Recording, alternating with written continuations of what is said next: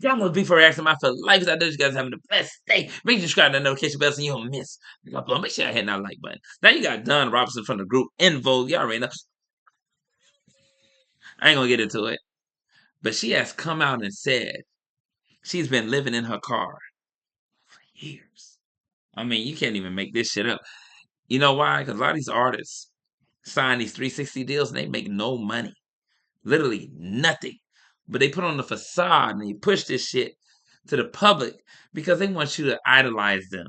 All the while, they're the ones at the top of the labels. The people that own the record labels are the ones receiving the checks and them and all the royalties and etc. But let's get right into the video. You Look like guys, she's for the trying to work up the past nerve to get it out. almost 3 years, I have been living in my car. Mm. I said it. Oh my God, it's out. I've been living in my car. Oh my gosh. If you remember, if you guys were with me, in 2020, I did like 105,000 interviews. And in the interim, I was living with my parents in Vegas. And that was wonderful until it wasn't. You gotta think about it. Living with her parents in Vegas. You talking about a woman that was part of a pretty successful group. They had some decent hits. I ain't saying that it was like the biggest thing, but they had some decent hits. But to go from that to living in your car is just straight up wild. Like a lot of people can't even fathom that in terms of the average everyday individual. But for her to go from that to that, just lets you know how just deceitful the industry is. love my mom, but she became very angry. And a lot of her anger, she was taking out on me, and I was her target all the time. And I was like, I can't deal with this. Like, I respect her too much. I didn't understand it. I still don't. And it hurt me. So I was just trying to figure it out, but I couldn't. You can't read someone else's mind. You can't figure. Well, before we get into the deeper part of her show, I definitely will be linking back to her channel in the description. I had to come and find the original because people have been sending me all of this chopped up nonsense, and I actually wanted to get to the thick of things.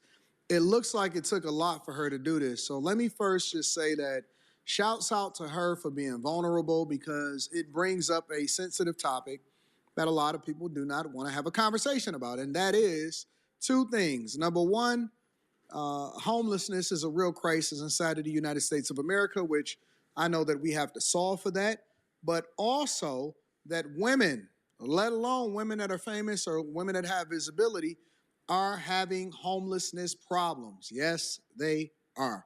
The majority of the foreclosures are happening on women.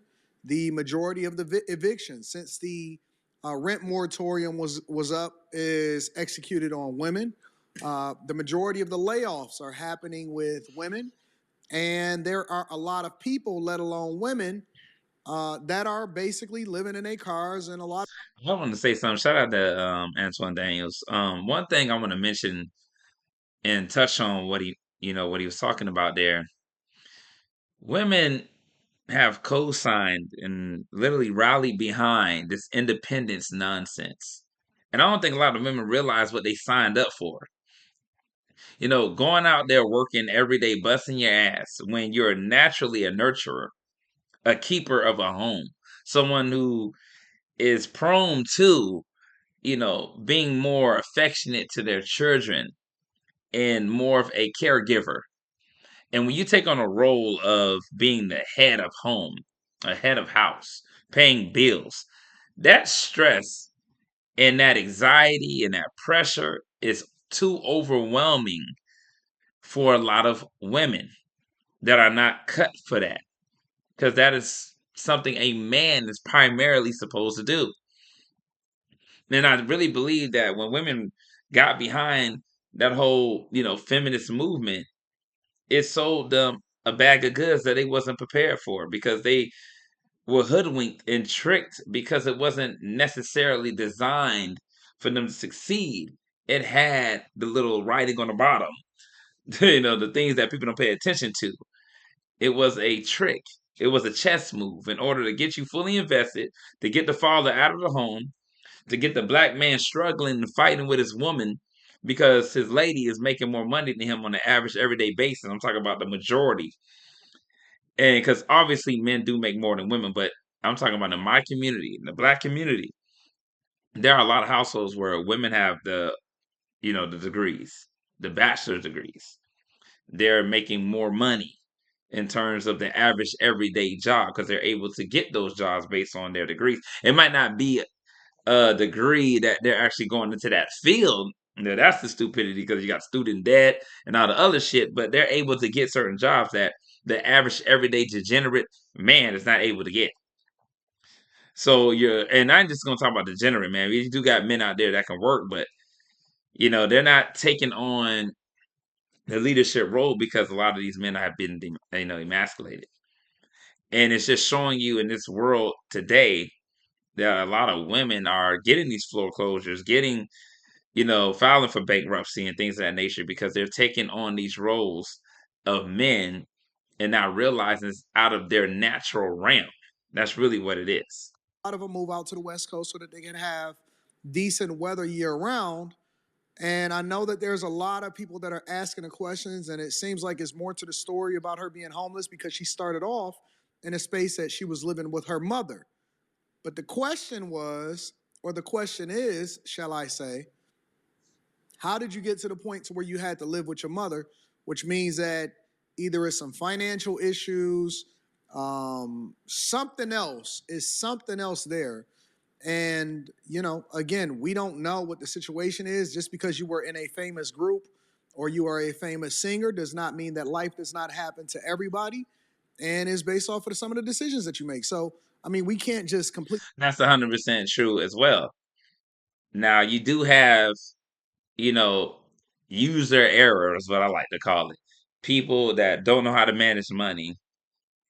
Your spending habits are terrible. You're living above your means, and you're not able to live an adequate, efficient life because you're literally weighing yourself thin by trying to keep up with the Joneses, by trying to live a lifestyle that people can perceive you in a certain light rather than being humble. And this is something that happens in everyday life outside of a celebrity. You got people trying to, put up an image now realizing that they're hurting themselves on the back end. But this is what I mean too about the industry. You see a lot of this though with a lot of artists and famous people, period, celebrities. You had the guy that played with LeBron James. I forget his name, but he became homeless. The one that supposedly messed with his mom. I always forget the guy's name, but y'all know what I'm talking about. And he went from that to that. You got a lot of people that are in the limelight but can't sustain it, so it ends up capsizing. They can't hold on to that revenue that they had at one given moment, like a commission, and then obviously they're not going to make any good choices, and then you end up with this result. Completely remove her own self accountability. And I know because she's famous, she'll get all of the visibility for it. But, it just begs the question, how did you get here in the first place? Let's see if we can mine this out. Figure them out. They got to figure themselves out. So I was like, let me get out of here. And I was sleeping in my car for maybe about a month in Vegas. And then the guy that was co-managing me at the time was living in LA. And he said, you need to come back to LA because it's getting ready to be fire in Vegas. You need to come back.